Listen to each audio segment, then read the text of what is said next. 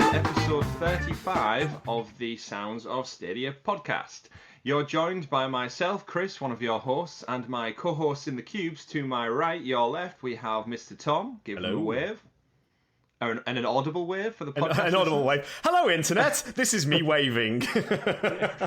Whoosh, sound of a wave. And directly below him, for your listening pleasure, we have the man of many pixels, Mr. Richie, joins us as well. Say hello. Audible wave. Audible wave. In brackets, quotable. What is it on Netflix? It's inaudible chatter or something. Inaudible laugh. That, yeah. Inaudible laugh. I've been watching. Yeah, before we get in the show, I've been watching The Mandalorian recently as well, back on Disney Plus, and the amount of times Baby Yoda, sorry for spoilers, everyone knows he's in it, he's not really called that, but he's referred to as the child, and the amount of times throughout episode like 3 or 4, it just goes, the child coos, in brackets, the child coos. It's like, they could really just not, it doesn't really add much, but it's How much subtitles. controversy do you think is going to be if that's not actually Baby Yoda? Like, it's not like well, a it's reincarnation of Yoda. Because it's not even isn't. But the internet has now decided that this is Baby Yoda. That's what it's called. I think because they didn't know its species, they just kind of latched onto the next naming convention they had, which was, it's either going to be a little green thing. They're either going to call it Baby Yaddle or Baby Yoda. Yeah. We touched on that before on this show. It's annoying for some of the writers who actually keep referring to it as the child.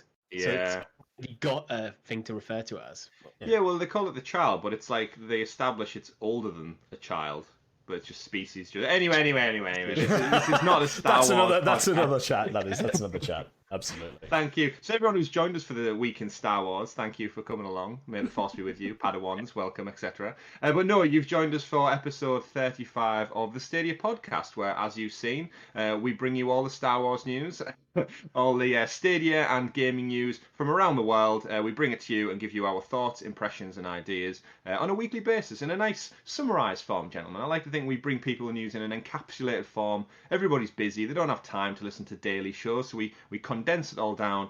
We bring it to you via the Sounds of Stadia podcast.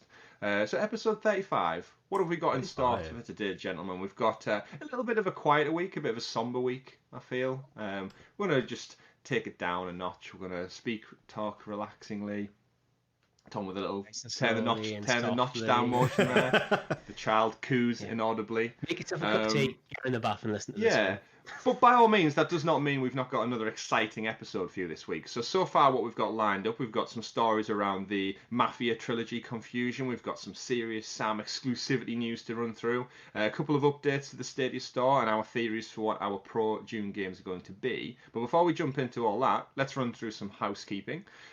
We've got, Tom, would you like to let the audience know what we've got excitingly on the horizon for next Saturday? Absolutely. So, once again, if you have been living under a rock, I know a lot of us might have had busy weeks with things going on there, but just in case you haven't had a busy week and have been living under a rock somewhere, or just avoiding yourself of any sort of exposure on the internet, coming to you next Saturday, that is May 30th at 10 p.m. UK time, we are once again happy to announce that we have the PUBG Content Creators Cup coming to you live from the Stadia content creators all across YouTube. We've got people streaming on Twitch, we've got people streaming on Facebook Gaming, we've got some Mixer going on in there as well.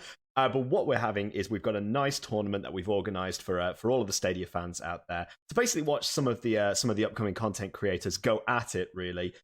In groups based on their channels, just to try to vie for, the number one spot, really. Try to get that chicken dinner, just to hold that above everybody else's heads. We've got some interesting rounds going on. We've got the pre-made round where we have basically like channel teams such as ourselves. We're going to be hosting it, and obviously as a result participating. We also have teams like Stadia Source, the guys over at Stadia Source, the guys over at the Stadia Initiative are taking part as well, Share Stadia, and many more. But this week we will be announcing all of the individual participants, just so you know, just in case you've got a favorite channel other than ours out there that you follow along with and want to make sure that you get all of the experiences, really.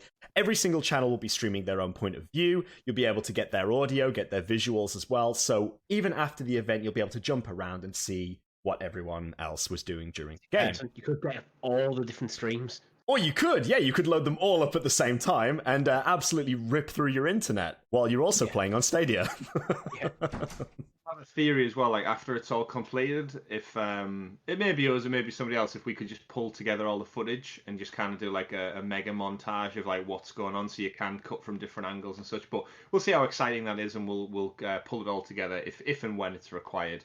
But yeah, we definitely appreciate if you would join us on the Saturday on our channel to watch our perspectives, because if we're all secretly in the know, you know we're going to win, right? You know what's gonna do. So you might as well watch the winning team, right? The smack talk starts now! Yeah. I mean, realistically, yeah, when you watch any kind of sport, you don't want to watch the teams at the bottom of the league. It's all about the big guns at the top, isn't it? So, as someone who's played PUBG a grand total of 4 times now, I'm feeling super confident. You think the way you're talking, you're a Manchester United fan, but you're not. Oh, you're no, I'm really fan. not. You're the team at the bottom of the league. Yeah. I tell you who is a Manchester United fan, Chase from Stadia Talk.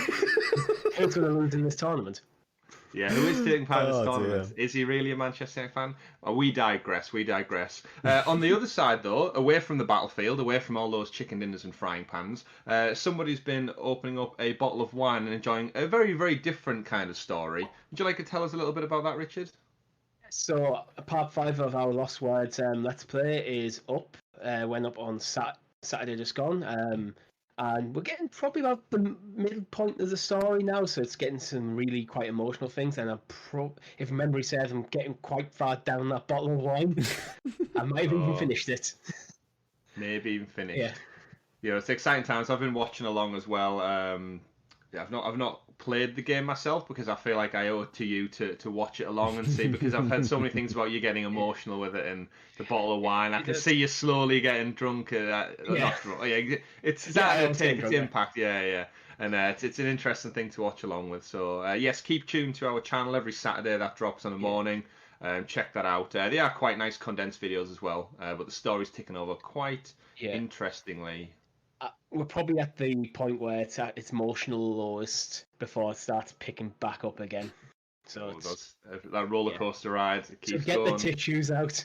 It keeps going, exactly. Definitely. And moving on from that, again, to take a total different deviation, I myself have been working on some things behind the scenes, and I'm happy to finally announce, as of this Tuesday, 7 p.m. UK time, you can join me over on our YouTube channel, which is youtube.com/Sounds of Stadia, where I'll be partaking in my very own live stream for the first time, and I'm going to be playing Assassin's Creed Odyssey on the Road to Valhalla, which it's a franchise dear to my heart. I've already platinumed the game before, but I did not get a chance to enjoy it with the lovely Cassandra. So I'm going to be jumping in, playing with the Greek goddess that is Cassandra, and I hope you'll join me on my adventure. Starting again this Tuesday, 7 p.m. UK time. We'll see how far we get. We'll see how long I can go. How long into the early hours in the morning can I play Assassin's Creed non-stop in a row? You'll have to tune in to find out. But I'd love to see you in the chat to keep me busy as well and engage with you as an audience. But I'd love to see you over there. Fantastic. And we'll go kill some Greek people. I know. I, for one, I'm very much looking forward to that. So I'll be sporting like cheering you on along there as well. Actually, I've just noticed as I say that. Full stream, because if you're planning to go in the early hours of the morning and I'm working next week. Yeah, well, we'll just have to check the commitment.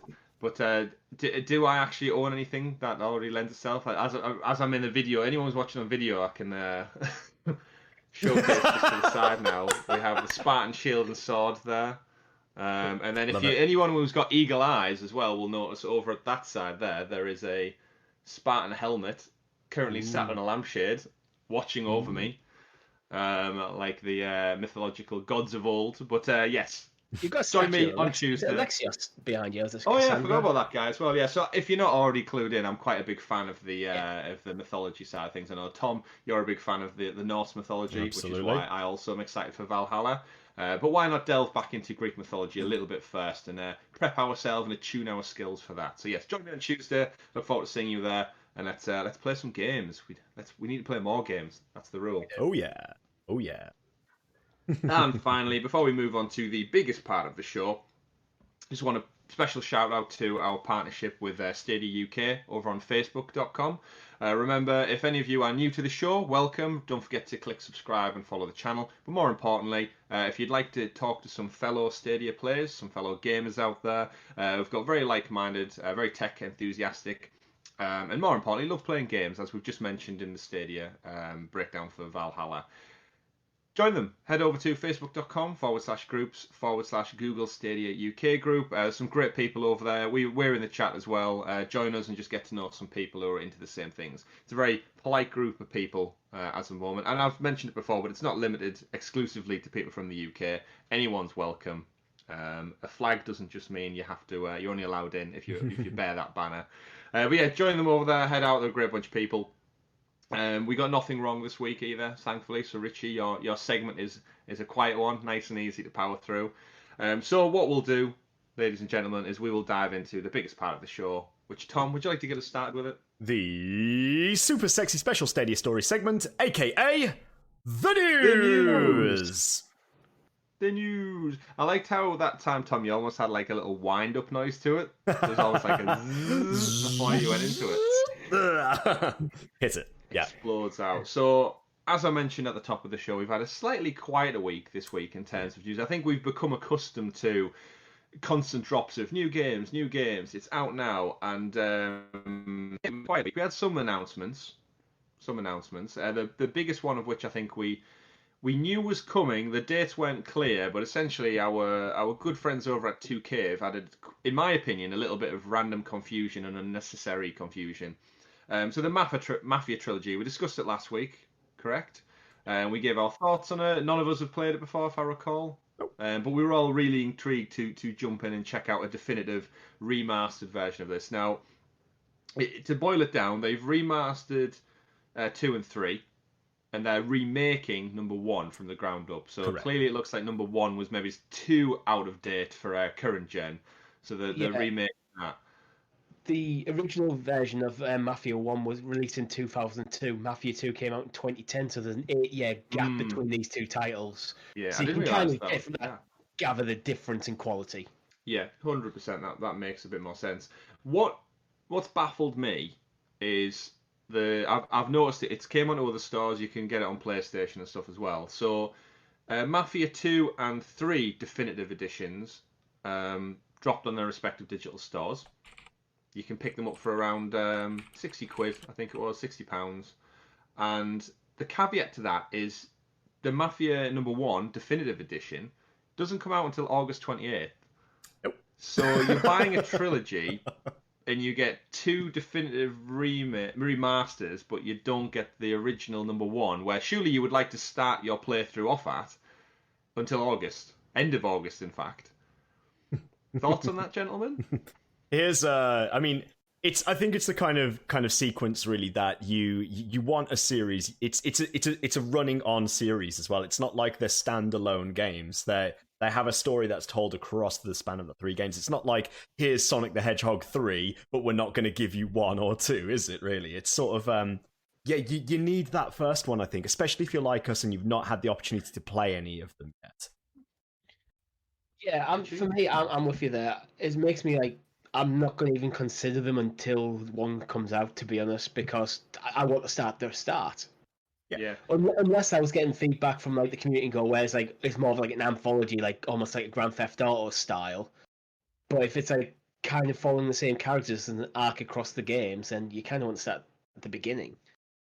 Yeah, I'll echo what Tom said. Like with it being a trilogy and having never played them before, I feel like I'm doing myself a disservice if I jumped into number 2 now, for example. Like, surely I'm missing key important story beats or callbacks that are going to be in the second one that they'll just pass me by because I don't know what they're referencing. I don't know what they're talking about. If certain characters come back who may have otherwise been dead, that might have been a big like plot point. Who's this guy? This guy. I'm not going to know, but it just seems odd that they wouldn't just hang fire. Like, surely no one's in a rush for these 3 games. Like, no one's been clambering for Mafia 2 and 3 definitive editions. So why not just hold them all back until the collection's good to go? It's a lot of going my thoughts on that. I also think Mafia 1's probably going to be the most technically advanced of the 3, with it being a ground-up remake, where the others are remaster. So the others are effectively a new set of paint, upgrading the textures and stuff. I also believe they've actually changed some of the dialogue points in the game as well. So they've actually, not only is it a remaster of the game, but they've also actually slightly tweaked the story and tweaked the conversations that characters have and so on. So it could be very integral to the storytelling, particularly as like actually from either perspective, from people who have played it before or people who haven't played it before. It could be, it seems like, as you say, Richie, because it is a full remaster of the game. Really, it's the one that's really probably going to capture everyone's attention more than anything else. Strange. With things like collections like this, I'm all for them. Like anyone who says like, "Oh, this generation's all been about remaster," you're not. It really hasn't. It really hasn't. If we look at all the amazing titles we've had out that have either been sequels or new IPs this gen, it's fantastic, and hopefully they've launched into their own categories. That'll then spiral on for another decade or so. But I think these collections are great for game preservation. I think as someone who did not play Mafia 1 back in 2002, I can now pick up the Mafia Trilogy, have the essential full journey from start to finish in one complete package to enjoy in the highest resolution that the market can currently offer. Because let's be honest, we're not going to go back and dig out a... Is it PlayStation 3, Xbox 360, I presume? The original was PS2. The original was PS2. Right, yeah. So I'm not going to be digging that out anytime soon. Or ever, in fact. But it's a weird one. Like, I really do appreciate these collections. I again, I've been a big fan of the BioShock collection, which is another 2K one that they put out, and that was the complete collection. Now, what really does bug me, and I know Tom, you may be on the same fence with this, is when they cut stuff out of collections. So I'm a big fan of physical media, as much as I'm also a fan of digital media. But there's a time and a place for certain ones. And what bugs me is you can buy this trilogy now, but you don't get a third of it until several months detached. Yeah. What really got me, I think, back in probably last summer actually now, the Spyro the Dragon trilogy. Mm-hmm. That came with the first game on the disc, and I think it was games 2 and 3 were digital download. Yes. Why? What is the point in that? Like, it just defeats the objective of buying it. Well, either that or the games weren't finished, so they had to obviously get the disc stamped before they were out. But it just kind of makes me think... It's rushed out. It always feels like it's this old adage that I think we've moved away from in the last generation of games, where if you think going back to Assassin's Creed, I think it was like Unity and what's the other one? I'm thinking of Syndicate, yeah. They came out and were absolutely, more so on PC than console, absolutely slammed because they were a broken mess. So it felt like the games were rushed out the door, and it's like, that's where I think you're getting from the Spyro things. Like, it feels like they haven't finished the work on it, so they've had to put it to digital. I much prefer to wait for a game and wait till it's done. Smack talking some Assassin's Creed. Yeah, rather than just having a broken mess when it comes out, or as in your case, Chris, not having it in physical media, because you don't. Spyro is a perfect example. It's a single-player game. It's a strange situation we're in at the moment, where it's almost like developers are trying to rush to get things out to keep people engaged because of the current climate as well. I mean, there's a story we'll come on to later about games that aren't even complete that are coming out as well. And you know, we have our thoughts on that, but for now, the only thing I will say is I do find it really strange that they would release a trilogy without one game. I think that is a very bizarre move for marketing purposes, for anything really. Yeah, it's one of those. If it was the third game that they were still working on, I could understand that, because then it gives people time to get through the first and second. But imagine putting that into like terms of like a movie trilogy. Like, oh, here's the Lord of the Rings trilogy, but we're not going to give you Fellowship of the Ring. That would just make no sense. Go to a supermarket. Here's your sandwich lunch meal, but we're going to give you the bread in a couple of days' time. You've got an analogy you'd like to share, Richard? I haven't, unfortunately. I was just thinking, let's think about it from the finance side, from the publishers. Is there anything big coming out in August that they might want to stay clear of, that they've made the decision, well, because 2 and 3 are done, let's get them out early and try and get them sales earlier? August. But it still seems like a weird marketing thing, because I'm not going to even consider buying it till August. And the laughable thing is, anyone who buys it early, is the price probably going to be cheaper come 28th of August? Like, is that trilogy going to stay at £60 until August? I don't think it will. If we get a huge sale on it, I might be tempted. So maybe there is a sale coming, and that's why they're going to do it. Let's get it out before like the third game's out. put it on sale to get get that money come in. But that's what I'm saying. So that the publisher needs the funds from it. Yeah, so if you bought that like as of today, you paid £60, $60, whatever your currency is, and you get the trilogy, you get 2 and 3 now, and then come 28th of August, you're telling me it's still going to be $60. I can't see it. And in several months' time, I think you're going to be able to pick up this trilogy for substantially less.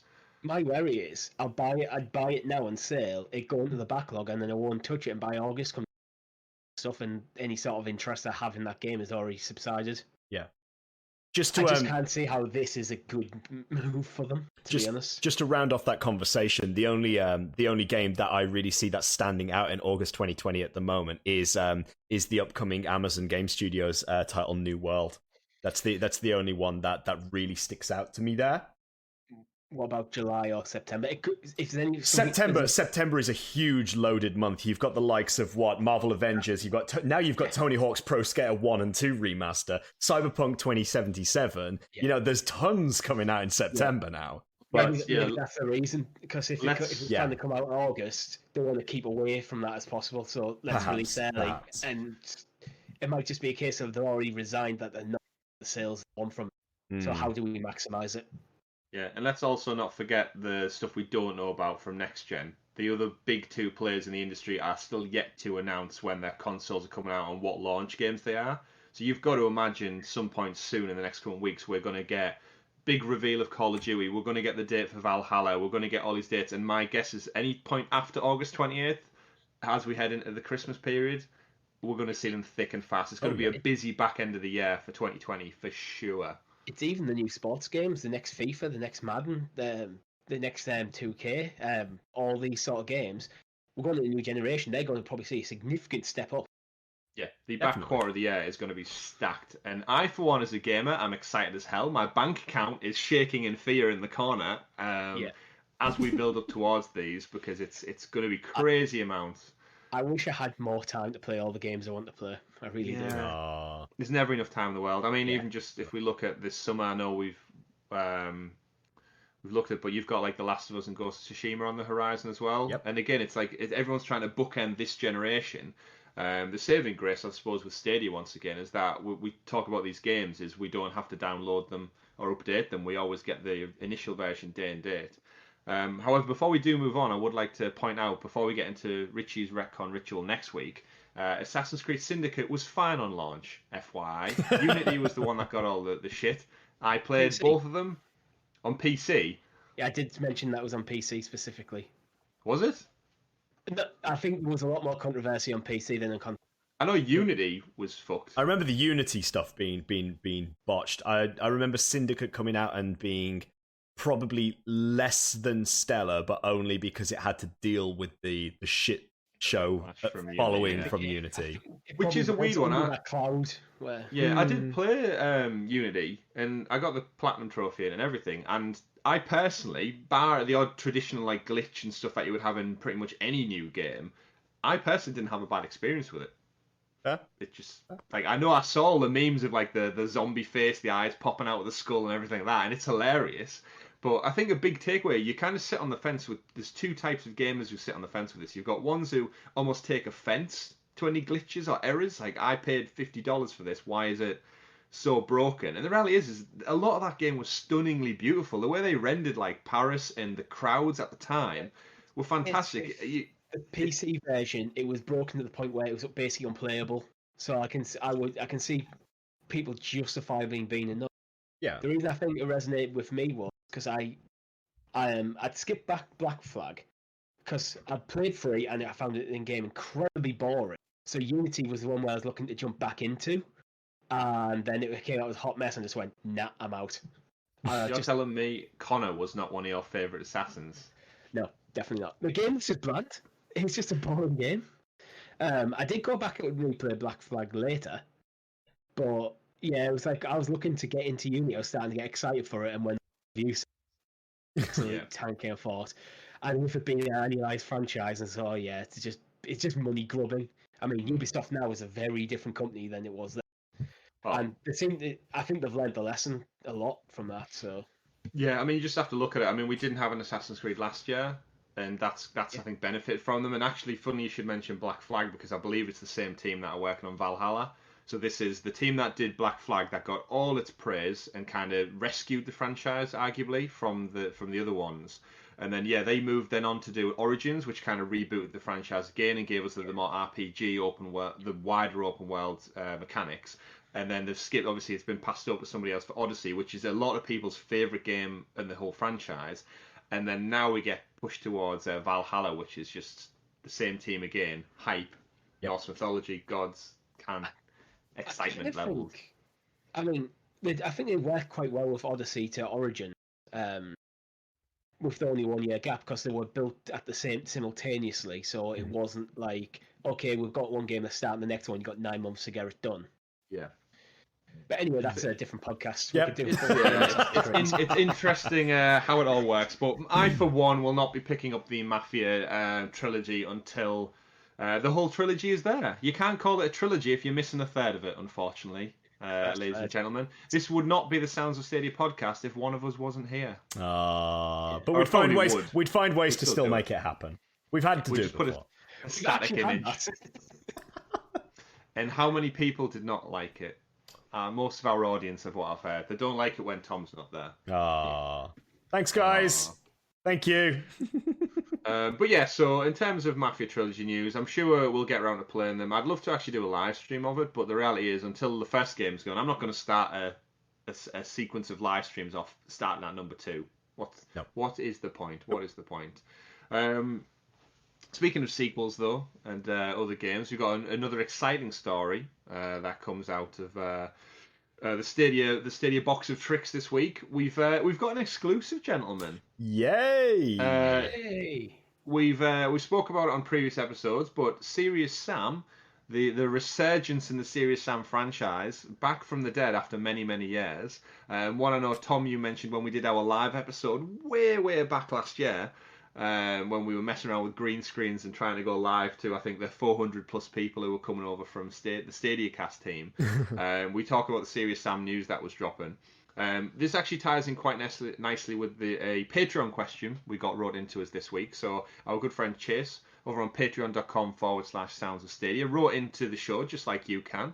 And he asked, what are our thoughts on the Serious Sam exclusivity deal? So just to set the ground, Serious Sam 4 is coming to Stadia exclusive, and it will not be on other consoles, quoted in consoles, until at least 2021. So, gentlemen, we have our first. I'd say, is this our first exclusive? Well, that's not an indie title. All I can say about this is hell hath no fury like a gamer scorned, because Twitter, I've been watching very closely, Twitter was not happy about Serious Sam 4 coming to a Stadia as a timed exclusive. Really? Yeah.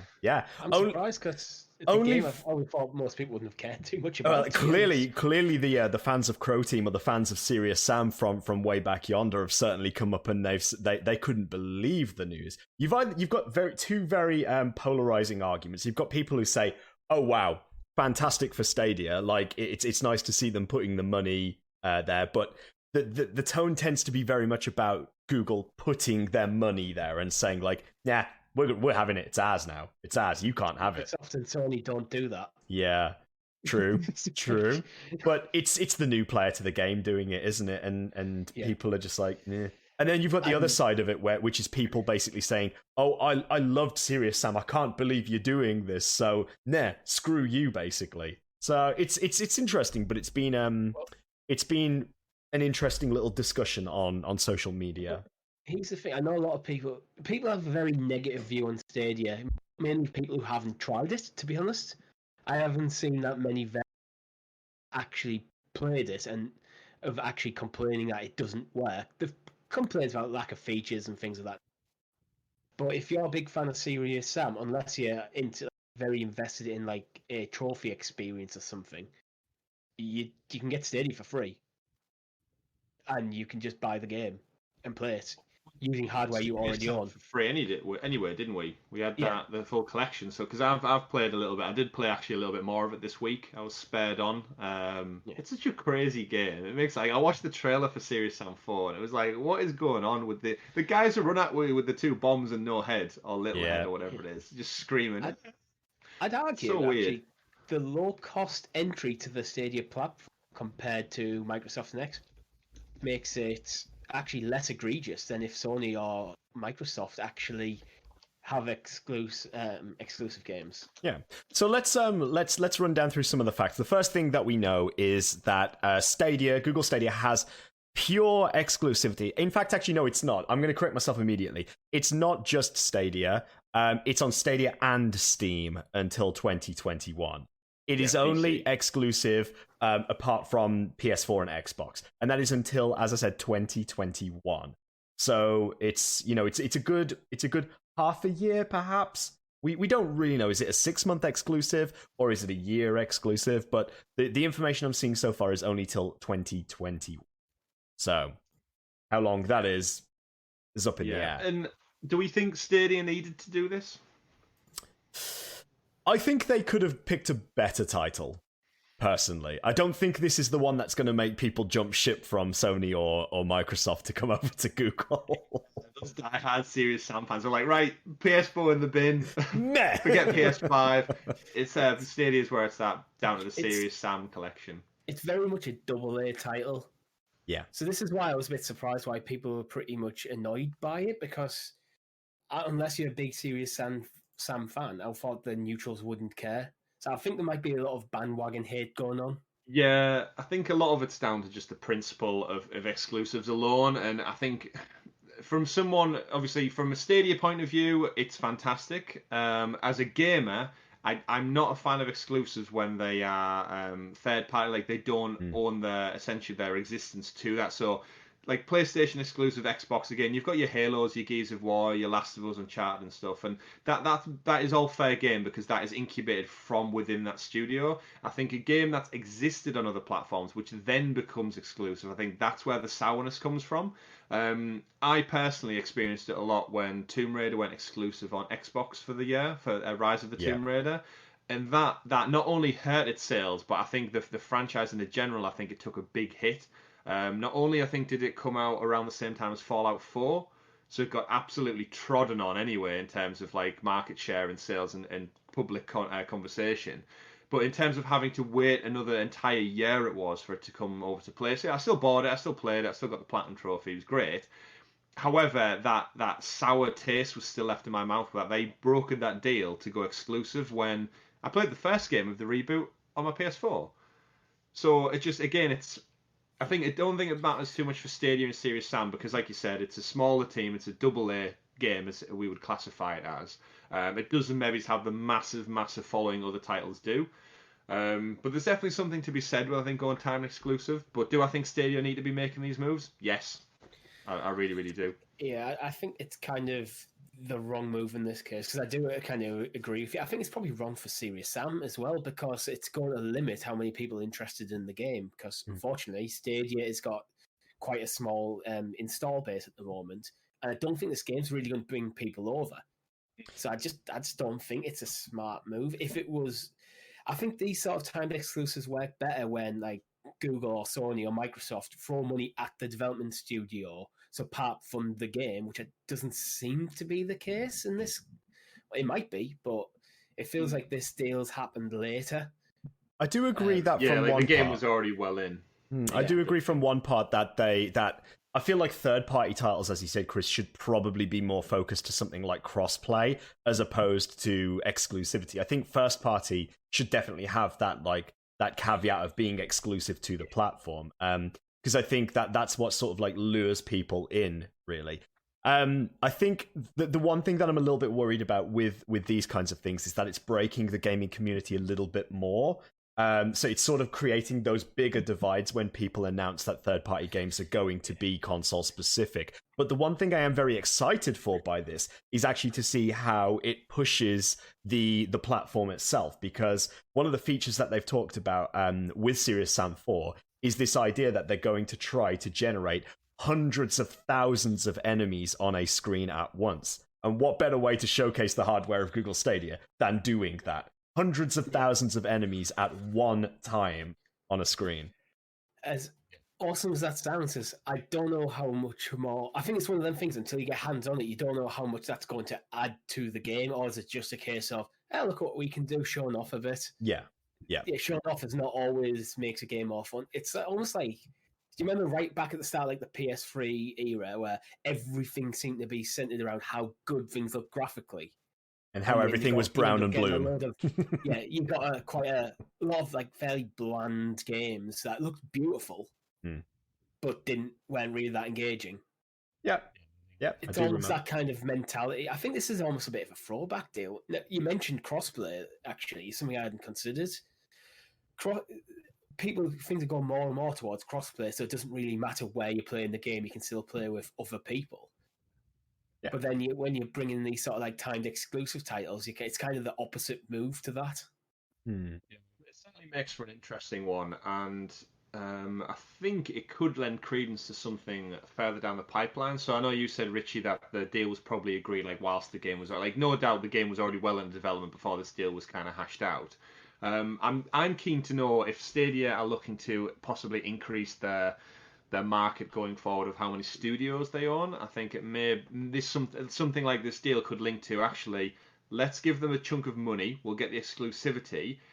Could we see potentially Croteam developing a second game off the back of this? Because again, I would much rather give Croteam some money and go make a game for Stadia. Not Serious Sam, make a game with some money. This kind of deal to such a smaller studio in comparison to Ubisoft's and such, I think it could lend it quite well to next year, potentially, if Serious Sam does launch. Could we see a new game from them in partnership as like a second party? It could be, yeah. Well, the thing is, we're assuming that this is Google going to Croteam and throwing the money around. It could be the other way around. It could be Croteam reaching out to probably Microsoft, Sony, and Google and going, look, we've got this game in development. We need this much money to get it over the line.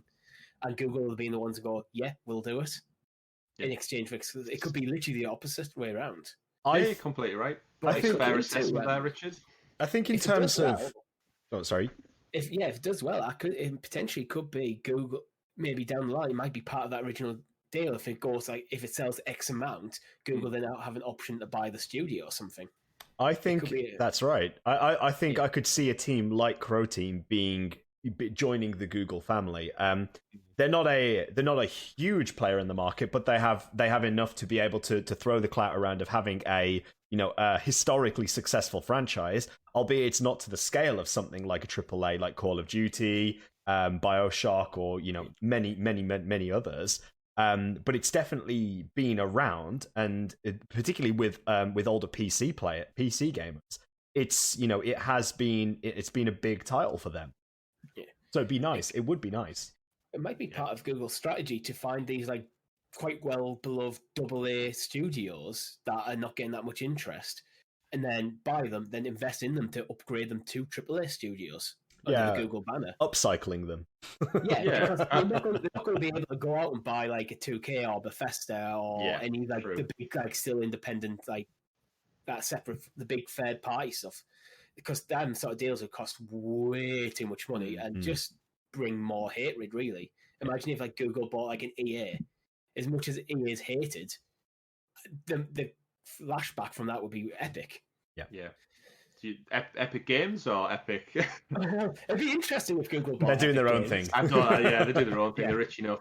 Yeah, it does lend a lot of kind of credence to it, but I think they do need studios. We know that. We've discussed it many times, and I think if they look at the competition, obviously Sony's been incubating their internal studios for decades now. Microsoft picked up about 5 or 6 new ones last year, and the reality is there's not many left out there, I don't think. And these smaller teams, they ideally do need to look at expanding their not only their monetary income, but also like their job stability. I think if we go into the world right now, we've seen numerous articles I've read about games, how they've been impacted by the current situation in the world, and how it's going to put a stall on 2021 games, and the ability to do mocap and working from home while keeping everything on lockdown and copyright infringed and everything like that. And I'd be interested to see how this develops over time, and if it is the start of something new. And if Google don't buy them, I'm sure THQ Nordic are lingering around looking to purchase the IP, no doubt. What, yet another franchise. Well, it's not actually THQ Nordic anymore. I'm sure It's changed. Yeah, you're right. You're totally right. Previously known as THQ Nordic, the artist previously known as THQ Nordic. No, you're totally right, Richie. They changed their name to something different this last week, I think. Mm-hmm. Yeah. I can see you're searching for it. I am. I'm trying to find out. Tom, while he searches for it, do you want to theorise? Come out with a name. Ooh. What is THQ Nordic rebranded to? I don't know. Anything, just throw it out there. But THQ Nordic implies like the location where it is in the world. THQ is obviously a branch of its own anyway. Like I always remember THQ just being THQ. And then it merged with something else to create THQ Nordic. Well, yeah, they went THQ into administration. Company, so THQ went bankrupt. Yes, that's right. THQ That's right. Bought, yeah. It's weird. It's so weird. It's part of the Embracer Group. Embracer Group. Yeah, but I think that's more like that's more like the equivalent of Alphabet being Google's. Yeah, is that not like a consortium that now owns shares in them? In essence. Either way, we'll get to the root of that, and we'll bring you the correct answer on next week's show. But for now, we'll keep it steadily ticking along like a trusty steam train of old. Moving on to the next story, which we've got Google Stadia, the free 2-month offer that we've been shouting about for the last couple of weeks worth of episodes, has been reduced down to 1 month, and that's going to reduce down from the 3rd of June. So the 2-month offer is now expiring. And they're still keeping it month for free for 1 month. Thoughts on that, gentlemen? Did we expect them to keep doing any free months? Or... How dare you, Google? How dare you reduce your 2 months of free down to just one? How incredibly ungenerous of you to no longer offer a free service while the rest of us plebs have to pay for it long down the line. No, of course, it's bound to happen, isn't it? It's bound to happen. They've basically just went, May and June, you're getting these months for free. Yeah. That's the way I look at it. It's like, that's probably the way they look at it. So it's not necessarily the reducing it, it's probably just spelling it out a bit better. But just to be clear, this is what's left. If you are interested in Stadia, now is definitely the time to jump in for completely free to get your account, because you get 2 months free until the 3rd of June. And imagine that. Imagine if you're on the fence. If you haven't already done it, pick it up on the 2nd of June. Then you get extra time. So like you get past that barrier of just 1 month. You'll be able to go on until August. Nothing to lose. The 2nd. You really don't. Like the platform, you're not going to use it. Fine. What have you lost? Yeah, what have you lost at that point? If you do it, you get 2 months to try it out. Whatever free games are coming, you have to literally invest nothing. You can just play. If you've got a crappy old Chromebook, you can just play with that. Definitely. Try it out. You're completely right. And if you are listening to the show and you've not done it yet, why are you here? Why are you 40 minutes into episode 35 of our Sounds of Stadia show if you've not subscribed yet? It's free. You get 2 months free. And not only that, it comes with some amazing games right now. You've got PUBG is still free to pick up. You've got Zombie Army 4, Destiny 2, and Guilt, which is a Stadia exclusive. We've just spoke about exclusives. It's there for you to pick up, and that'll last you well into August. And then by August, hell, even Mafia might be out on Stadia. Probably for free. Probably for free. Actually, you know what? That's something we never touched on. The definitive editions 2 and 3, they haven't came to Stadia, by the way, gents. Nope. No. So not only do we not get the trilogy now, we're probably going to have to wait till August for the whole thing. Are we assuming this is coming out as a single box set with all 3 games in, or is it just the re-releasing the entire trilogy? Trilogy denotes a trilogy, like a collection, doesn't it, really? That's the way I see it. That's my assumption, but maybe they're having it where you can buy it as a trilogy, but also buy the game separately, which could lead to Mafia 1 and Mafia 2 and 3, being pro games. Yeah, but you know what Google's like. We never get that kind of information. We just have to try and wait for it to happen. What Google's like is, by the way, there's a new game coming. Nothing for 6 weeks. It's here. Yeah. Hello, surprise! I think that this is the confusion with the marketing, because, sorry for anyone who was like, oh, fuck, they're talking about Mafia again. Fuck past this story. We'll be back to it. The reality is, so it's out on other platforms. Definitive Edition 2 and 3 are available now on PS4 and Xbox.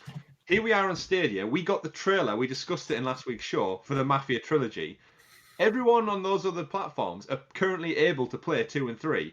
We aren't on Stadia. So where are, I know we said we're not going to play them, but where are our definitive edition Stadia? It's true. Give us the True. games that we were told are coming, but everyone else is playing them already, except for number 1. It's such a weird. It's like a Rubik's cube of announcements. Just shake the cube around and hold it up, and that's what we go with this week. But yeah. Should we go back to the actual story we're talking about? So I'm going to assume everyone listening to this podcast has got Stadia by now. If you haven't, you just subscribed. So then tell other people about it. Yeah, Tell absolutely. people all the games and just tell them, look, there's nothing to lose. Just give it a go. I know you like your PlayStation. Just plug your DualShock into your PC. Yeah, I've done that this week to a few friends who've just like been generally talking about. I've had a few work colleagues who've mentioned it, and I've just said, yeah, just go try the free trial now. I've had to explain to them the library is better, how it works. It's not Netflix, like that kind of like conversation again. Anyone who plays Stadia must be an expert now at being clear and definitive about what Stadia is, not tricking people into thinking it's something different. And I've got a few friends that have said, yeah, if you want to jump in and play a PUBG with us and stuff, they've seen us playing it on stream. Like, now is the time to get in and claim those games, claim that free trial. See, the thing is, Google have been very smart about this. They don't need to hire Google specialists for Stadia or anything like that, or train people to actually send them out there. They've trained us. They've trained the Stadia community to have to tell their friends about what Stadia really is, haven't they? That's the plan. I think Google really need to train some other people and get them out in the world. And I've seen some like quite a lot actually recently of Stadia advertisement on YouTube, and it's rubbish. Yeah, advertisements rubbish. I've seen it on Reddit as well. Reddit advertisements, YouTube advertisements. Hell, we even found a training video for Google Stadia amongst the YouTube somewhere as well. What was your take on that, Chris? We won't go down there. No, we won't go down that rabbit hole. I think there is content out there, but you have to readily search for it. And yes. I think the marketing machine really does need to pick up, because we've said last week's show as well, the competition is going to be going big on next-gen content in the coming days, if not weeks. If they don't get ahead of the curve with what Stadia's capable of and how it stacks up against the competition, it's all going to be very, very quiet on the Stadia front, I feel. Here's an interesting afterthought for you. So, we know we've got a Connect coming at some point in June. The follow-up Connect to the previous one that we've just had. Yeah. This 1 month reduction drops on June the 3rd. Do we see a Connect on the 2nd of June prior to that, with the big announcements that we're inevitably going to expect in order to try to secure those people who have had the 2 months for free? What are your thoughts on that, Richie? Let's go to Richie. Right, so we've got 2 months for free. So yes. What I'm thinking, what they need to do is going into July, which will be the end of that 2 month period, or the 1 month period if you start in June. Which, why would you start now? Get 2 months. I think they need I've said this before, but I think they need a big game drop in the pro space to entice people to stick with the subscription, because there might be a lot of people go, yeah, it works, but why would I play this over my PlayStation or my Xbox or my PC? So what you want is to keep them subs coming when everyone's free subs are running out. This is what is going to entice you to stay on. Okay. Chris?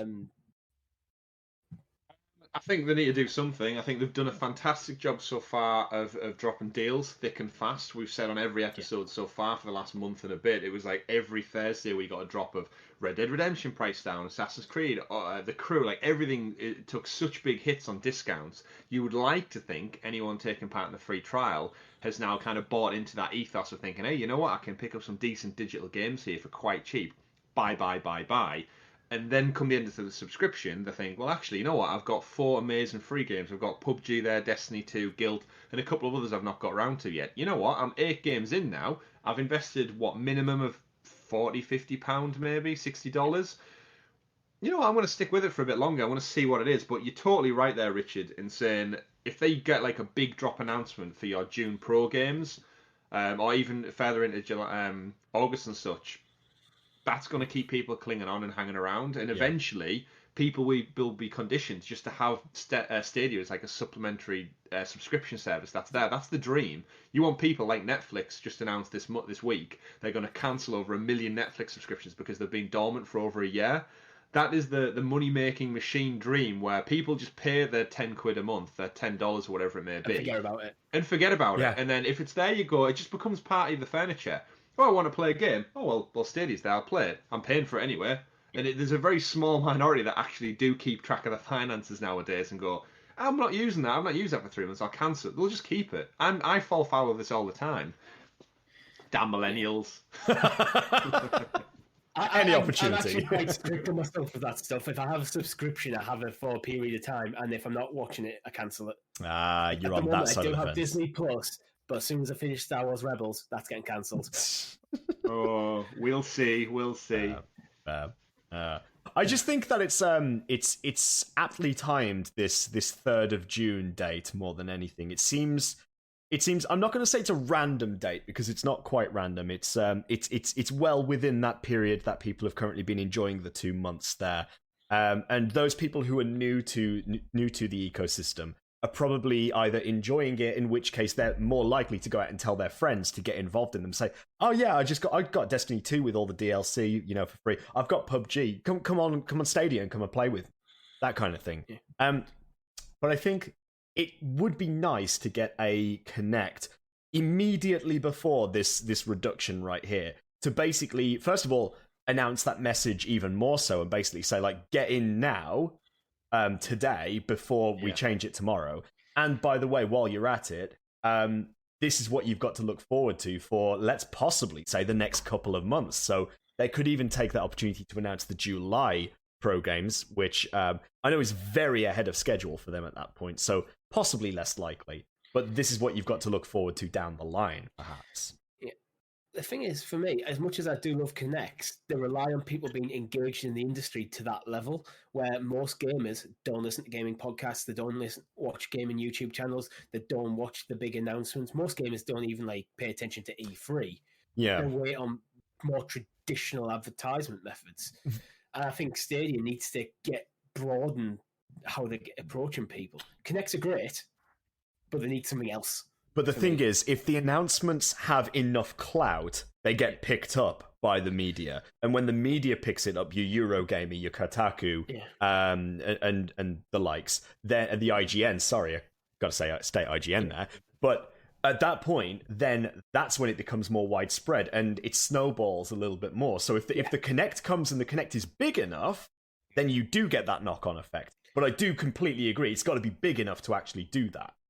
I'd almost actually like to see, because Stadia actually do quite a good job with their YouTube channel. Every time a new game trailer comes out, they put up there. I'd almost like to see that integration into Stadia itself. Okay. So you can almost see what's the most recent drop or any sort of major news coming from Stadia within the ecosystem. That's actually a very interesting point. The one thing I have noticed as of late is on the Stadia app, you've got the 3 buttons across the bottom: Store, Home, and Explore. That Explore button has gone completely untouched since release. Yeah. You've still got Welcome to Stadia, Destiny 2 getting started, game trailers, announcements, news and updates. But realistically, if you click through to any of those, you don't get a lot. There's not a lot there. So it would be nice perhaps to have that Explore section be updated almost like to almost like the latest in Stadia news or trailers, or make it a little bit more pronounced to us. Well, their weekly news drops, this week in Stadia, Reddit drops, stuff like that. Don't have it hidden away. Have it literally just one click and it's open in app or through your browser or through the Chromecast. Surely it could just be pulled into the app with an API as well. Yeah, it's readily available. It's just, I think a big part of this boils down to the fact that we don't have dates. Everything is still coming soon. Trademark, so copyright, hashtag, whatever. So that kind of it stops your flow of news essentially, because you don't have any concrete information to kind of funnel people towards. A big thing, back to what we were saying there about the announcement potentially in June for the Connect, is that information could be critical to retaining these people. So we've seen user downloads, I think, of the app have spiked past 1 million now on Android. And a lot of subscription-based things, when you cancel, they usually offer you a last-minute chance to renew your subscription. You see it with the likes of Now TV in the UK. Every time you go to cancel, they say, whoa, are you sure you'd like to cancel? Do you realise you get this great content And then, more importantly, they always try and back it up with like a discounted price as well. If Stadia does come out with some big guns in June, how many of those people who've had the free trial go, you know what, I don't really need it, I'm going to unsubscribe? They go to cancel subscription, and Stadia, from the news that we gather from a big connect, can then say, whoa, you're thinking of leaving? Do you realise these 4 things are on the way in the next couple of days and weeks, months even? If they don't have that to talk about, it's a case of, oh, sorry then. Hope you had fun. Bye. There's no. It's retention. There's nothing to keep. It's retention. Don't overdo it with that stuff. It should be a case of, I actually want to leave. You get one screen, because we've all been on the phone like insurance companies where you try to cancel your policy and say, "Are you sure you want to leave? Are you sure you want to leave? Are you sure you want to leave?" And you just go, "Yes." Yes, as a business, to retain them, they need to showcase what's down the pipeline, and this harks back to one of my biggest pet peeves: is the roadmap still isn't clear. We're 6 months in now, and the roadmap for the next 6 months is non-existent, bar a couple of titles coming soon. For me, they still feel like they're playing catch up with PlayStation 4 and Xbox One, which is not a good position to be in my opinion, considering they get phased out next year. Agreed. They need to catch up with a handful of things quickly. Yeah, certainly. I mean, for what we've got as kind of the topic of the show then, after wrapping up on some of the news stories we've got there, so Stadia's now past the 6-month mark. Yep. It's half a year old. It's I don't know. I was going to relate it to a child then, but I have no point of reference. Do children walk at 6 months old? Is that a thing? No. They're crawling, probably. They're crawling, right? Okay, so Stadia is still crawling. you can tell there's no kids in my family. Yeah. They're still crawling. After 6 months, I did want to touch on, nice and quickly, gentlemen, what are your fondest moments of Stadia and what are your worst moments? So I want 2 sides of the coin. When we think back over the last 6 months, so my biggest pet peeve was the roadmap still. So it annoyed us right at the beginning. It annoyed us about 3 months in. Here we are, 6 months. We still don't have a roadmap. They need to get some kind of clear marketing strategy of when stuff's coming, when the updates are coming. Otherwise, they are going to be playing catch up with next gen. In terms of let me do my fondest moment, Richard. Not both things. Let me do my fondest moment. My fondest moment is the ability to still play these games within seconds. That is still the very, very best part of Stadia, the fact that from day one right through till now, they have followed true on their promise that any game I've wanted to play, whenever it may be, I've booted it up and it's went super fast, super quick. And every time I go back to my PS4 now, it pains me. It honestly pains me with these updates and initial downloads. I'm thinking of some of the download at this moment in time, and I'm actually holding off on it because I can't be asked to wait for it to download from the library. So instead, I'm just playing more Stadia, and that's the perfect marketing message for me. They're my 2 good and bad points that I've picked out after 6 months. Now you may share yours. I'm with you in a lot of that, actually. The roadmap, more specifically for me, is I just want to know, get rid of this shadow drop and coming soon till it's out nonsense. Just give us a date. Even if it's like a game's coming in winter, tell us it's coming in winter, because games are quite expensive. I'm an adult. I've got bills to pay, I have a mortgage and council tax and all that sort of crap. I need to think about how I'm spending and when I'm spending my money. So I don't like when a game comes out I'm interested in, and it's like, okay, I'm interested in that game. Oh, it's out now. It's like, well, I can't afford it right now. And you end up missing games where if I knew it was coming, I could have planned for it. So that's the downside for me. It's just knowing when things are about to happen, and you don't have my full attention. I'm not going to be sat there waiting for the next news drop every single day for Stadia, just in case a game I'm interested in gets shadow dropped. It's also, some games take a long time to play. I'm like 60 hours into Assassin's Creed and haven't rolled credits. So I don't want anything big right now. After that, I'm probably going to hit a few small titles. In terms of the positives, I do agree. It's kind of boring, but I think the biggest one is how quickly you can get into the games. But since you've already covered that, I'm going to go with, I've actually turned a corner with the Assassin's Creed franchise because of Stadia. I'd give it another go, and I'm very much enjoying that game. And it does tie itself in, how quickly, if I do die, I'm not getting as frustrated because I'm not sat there for 5 minutes watching a loading screen. Things like that can actually, because one of the things I struggled with was the controls. The combat didn't sync with me for a while in Assassin's Creed Odyssey initially. But because I can get straight back in after dying very, very quickly, it's less frustrating. And it's actually given me the ability to actually get better at the controls, and now it feels natural. Nice. Pros and cons. Right. Worst memory so far in the first 6 months was that awful period leading up to Christmas and into the new year where news was just non-existent. We had that strange period where we had, we were promised a weekly update, and we had weekly updates, and then it died a death immediately. Did we only have two? Yeah, we had two of them, and then it just went stale for a good solid 6 months, 6 weeks even, not 6 months. Yeah. It's been 6 months. 6 weeks, and we were speculating what the hell is happening, what's going on here. And I think that was the hardest time right there. That's probably my worst memory so far with Stadia.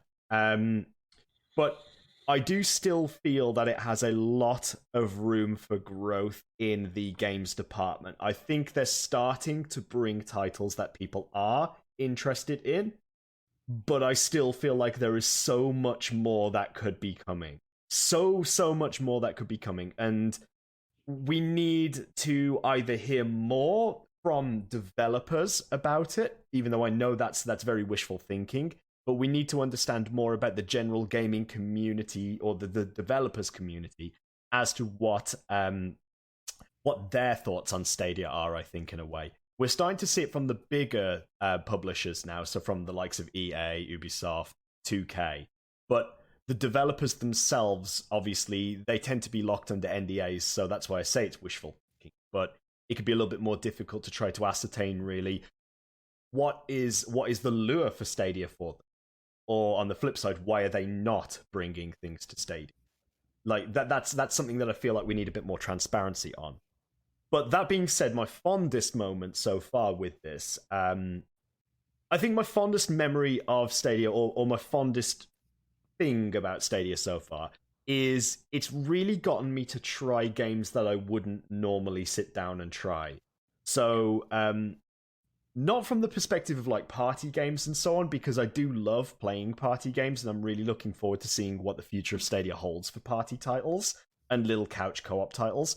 But things like Battle Royales, I've been having such a blast playing PUBG with you guys that I've actually genuinely found myself spending time off camera playing it. And that's not normally me. That's not normally the kind of game that I enjoy. I'm a JRPG kind of guy. I love my RPGs. I love my MMORPGs. I love my, my fantasy games and so on. So to play something like PUBG, which is a run and gun battle royale, is very not me, but it's really gotten me to appreciate that. So I have to say, Stadia has, perhaps through the lack of games, has almost inspired me to actually want to experiment a little bit more with the library and actually try to dig deep and find something that is a gem, a diamond in the rough per se.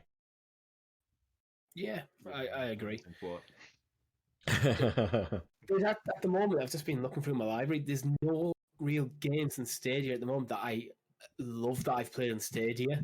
I think the only game I'd say on Stadia right now that I actually is a game that I love and will go back to at some point is Octopath Traveler. Yeah. There's a lot of games that I really like, but they need that kind of killer app, that kind of 9 out of 10 rated game. Until Jedi Fallen Order comes to Stadia, there is nothing in the library so far that makes me go, I love that game. There is nothing there at the moment. That really has Assassin's Creed. Assassin's Creed Odyssey I'm enjoying, but again, I wouldn't say... I picked up Odyssey very early on in Stadia and played it for a while, but then I put it to the side and I left it for a long time until more recently with the Valhalla news, and I picked it back up again. But it's not a game I would sit there and say I love, but I do thoroughly enjoy it. Don't get me wrong, I thoroughly enjoy it, but it's not like... It's not one of the ones that I would say I absolutely love. However, that being said, it would be in my top 3 for games on Stadia so far. Yeah, I'd actually say the same. Pretty much exactly what you said for my thoughts on Assassin's Creed right now. Yeah. Interesting. Well, let's stop on that then, because we'll probably flesh out that a little bit more and talk about our top Stadia games as we wrap out. I think spring and head into summer, we'll talk about that a little bit more.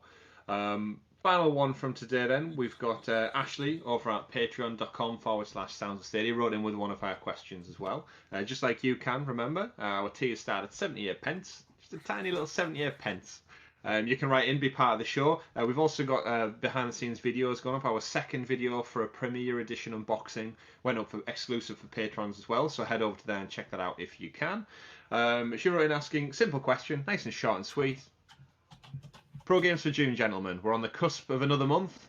What are our predictions? What do we think or want to see as the pro games for June? I'm going to jump the gun on this one because I have been thinking long and hard about what I expect to see, and I think I firmly believe I know what it is, and I'll be very surprised if it's not.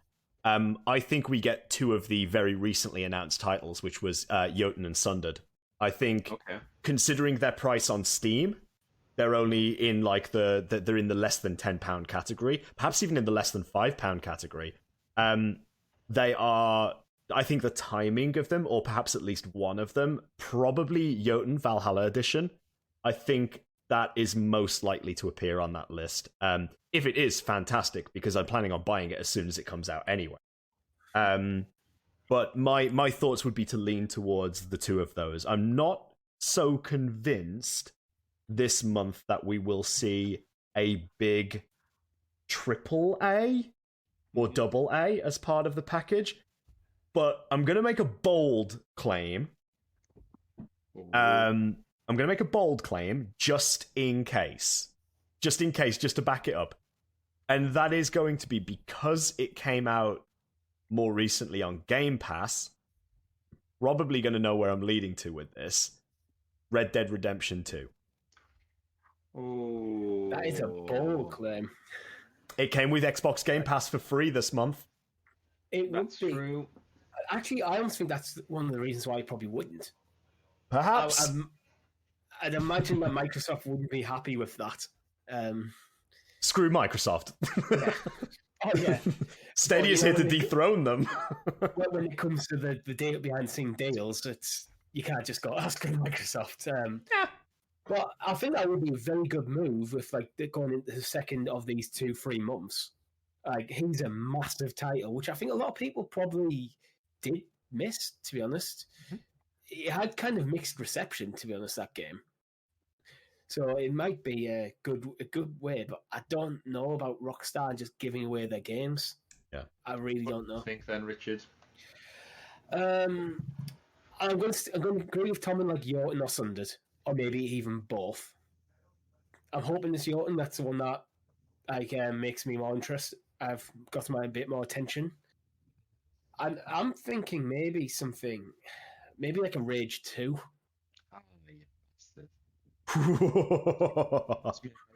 I guess I was going to say Rage 2 as well. Yeah, I was just flicking through the library and looking at what AAA titles that are probably not as loved as they could be, but that aren't in that high price point bracket. The sort of game that people might go, if that was free, I'd give it a go.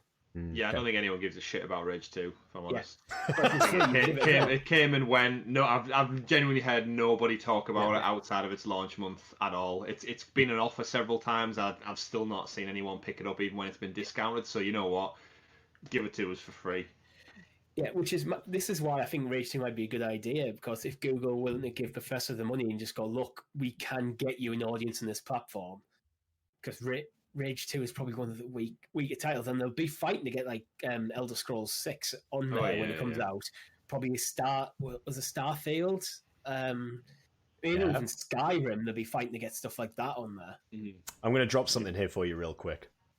Elder Scrolls Online Greymoor has just been rated by ESRB for Stadia. All right, it's Elder Scrolls Online. Yeah, the free base version of the game for free. Behind Pro. Yeah. Another thought I'm going to throw in here, Chris, before I throw it over to you is Borderlands 3 has just had its third DLC announced. What about the base edition? Borderlands 3. No? Not taken by that? Not for me. Not for me anyway. Okay. All right. I think it's still new. It's still new enough to do it. And yeah, I don't know. Borderlands, it's one of those titles I don't feel like I've seen on many kind of give kinda away came and some went. things. I think there was a lot of hype going into it, but then when people got hands on it, it's just kind of it's more Borderlands, and it's not, in my opinion, it's not as good as 2. In terms of my guesses, then I'm going to say Rage 2 for the bigger title, and then I'm actually going to go with Lost Words Beyond the Page for the free one because it's a little indie darling that's sat there, and I think it's been out for long enough now, a similar time to how long Guilt was before we saw that move over to a pro one, and I think with us not really knowing about any other new games that are coming up, I don't want to suggest it's one of the newer games. I think, Tom, you're probably right in saying it's going to be some of the recently announced ones are going to drop. We saw it with the Turing tests and stuff. It's very, very quick turnaround time for that. And the Steam price does indicate that you can kind of give them away for nout. Anyway, so yeah, Rage 2 and Lost Words if they want to keep it certain marquee titles. But I'm hoping this surprises all with something new and shiny to play with. I'm just going to throw a quick caveat in on Lost Words there, that Stadia does have a 1-year exclusivity deal with Modus Games on that, so that is due to expire in March 2021, so I wouldn't be surprised if that came up, just perhaps not this soon. Perhaps close to the end of its life cycle. We shall see. Yeah. But speaking of coming to the end of its life cycle, thank you for joining us for the new segment, and once again another wonderful episode of the Sounds of Stadia podcast. We bring you the news every week from Stadia, wrapped up in a nice little... We try and keep around the 1 hour mark. I don't think we've ever managed the 1 hour mark for many months now. But that is always our goal, to keep it nice, short and sweet. Remember to keep it locked to our Twitter page at Sounds of Stadia for all of our news and upcoming information, especially around the PUBG Content Creators Cup, which is coming to you live at 10 PM UK time next Saturday. That is the 30th of May.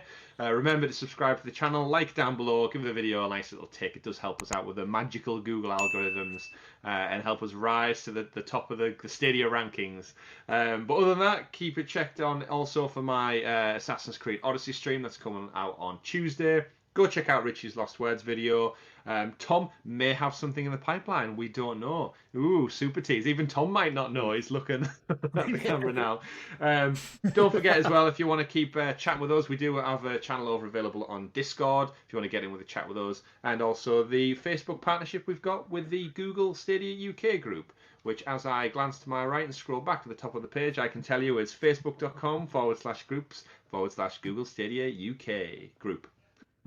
You got it. Thank you very much for watching. I got it. My name's been Chris. I've been Tom. I've been Richie. Thank you very much for watching. Goodbye. Ciao. Bye. We've been Sounds of Stadia. Forgot that part. Bye.